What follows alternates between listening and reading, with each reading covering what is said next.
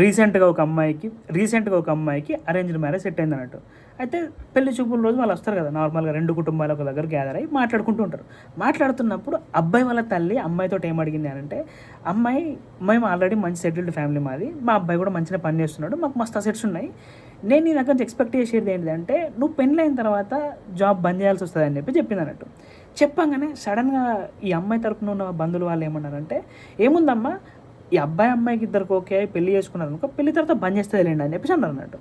నాకు అసలు అర్థంగా అడుగుతా, అసలు పేరెంట్స్ ఇంత ఎందుకు లిటరల్లీ ఫులిష్గా ఆలోచిస్తున్నారు అర్థమవుతలేదు. జనరల్గా ఇప్పుడు ఎకనామిక్స్లో కాన్సెప్ట్ ఉంటుంది అన్నట్టు, డిపెండెన్సీ రేషియో అని చెప్పి. ఈ డిపెండెన్సీ రేషియో అంటే ఏంటంటే, ఒక కుటుంబంలో ఎంతమంది పని చేస్తున్నారు, ఎంతమంది పని చేస్తలేరు అని చెప్పేసి క్యాలిక్యులేట్ చేసి రేషియో అన్నట్టు. జనరల్గా ఎట్లా అనంటే, మీ ప్రతి కుటుంబంలో కూడా చిన్నపిల్లలు ఉంటారు, ముసలి వాళ్ళు ఉంటారు. చిన్నపిల్లలకు ముసలి వాళ్ళు ఎప్పుడైనా కన్జ్యూమర్స్ అన్నట్టు, అంటే వీళ్ళు ఒకరిపైన ఆధారపడే వాళ్ళే, వీళ్ళు సంపాదించారు డబ్బులు.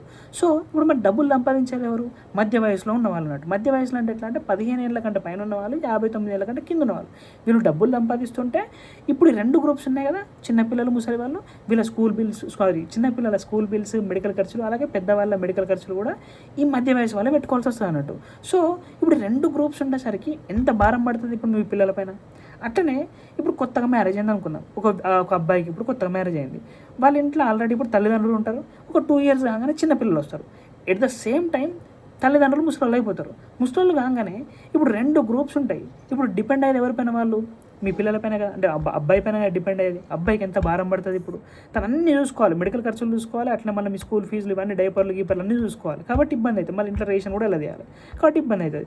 ఇప్పుడు ఇద్దరు వర్క్ చేస్తే కొంచెం మంచిగా ఆ భారం అనేది తగ్గుతుంది.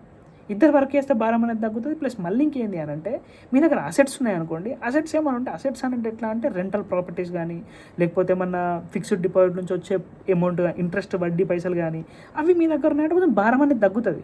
కాబట్టి పేరెంట్స్ ఆలోచించాల్సింది ఏంటంటే, అసలు ఫైనాన్షియల్ ప్లానింగ్ ఎంత చేసుకున్నారు, అసలు వాళ్ళు ఆ పేరెంట్ అబ్బాయి తల్లిదండ్రులు వాళ్ళు ఫైనాన్షియల్ ప్లానింగ్ ఎంతలా ఉన్నది వాళ్ళని అని చెప్పేసి అది చూడాలి మీరు. అది వదిలిపెట్టేసి అసెట్స్ ఉన్నాయి మీరు జాబ్ బంద్ చేయండి అనగానే బంద్ చేయమనడం కరెక్ట్ కాదు.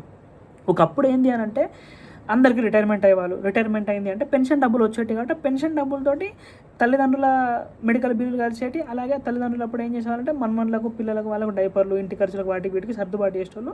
అప్పుడు అబ్బాయికి కొనుక్కు ఉద్యోగం ఉన్న డబ్బులు వచ్చినారంటే అప్పుడు ఇల్లు గడుచుకుంటూ పోయేది, వాళ్ళు ఇంకా ఆస్తులు ఉడవగలిగారు, మళ్ళీ అప్పుడు రేట్లు కూడా తక్కువ ఉండే, కాబట్టి అప్పుడు నడిచింది. కానీ ఇప్పుడు ఈ కాలంలో ఇంత ఇన్ఫ్లేషన్లో ఇప్పుడు మీరు ఫైనాన్షియల్ ప్లానింగ్ కరెక్ట్ లేకుండా మీరు ఇప్పుడు మ్యారేజ్ చేసుకొని ఇట్లా చేస్తే మాత్రం కొంచెం ప్రాబ్లం అయ్యే అవకాశం ఎక్కువ ఉన్నది. ప్లస్ మళ్ళీ ఇంకేందనంటే, కొత్తగా మ్యారేజ్ అయిందనుకోండి, వాళ్ళ లైఫ్ టైం సేవింగ్స్ అన్నీ తీసుకొచ్చి పెళ్ళిళ్ళనే వేస్తారు, కొద్ది ఇన్వెస్ట్మెంట్ చేయరు. అసలు వాళ్ళ దాదాపు కొంతమంది అయితే పెళ్లి చేయడం కోసం అని చెప్పేసి ఎకరాల భూములు అమ్ముకొని పెళ్లి చేస్తున్నారు. అంటే అంతగానో మీరు ఫైనాన్షియల్స్ తోటి మీరు అక్కడ డీల్ చేయాల్సి వస్తుంది, కాబట్టి ఇబ్బందులు పడే అవకాశం ఎక్కువ ఉంటుంది పిల్లలు. కాబట్టి మీరు ఇక్కడ ఆలోచించుకొని ఎంత స్ట్రాటజిక్గా వ్యవహరించుకోవాలనేది ఫస్ట్ దాని గురించి ఆలోచించండి. అంతే తప్పితే కానీ మీరు జాబ్ బంద్ చేయమని చెప్పేసి అనడం it's not a perfect thing.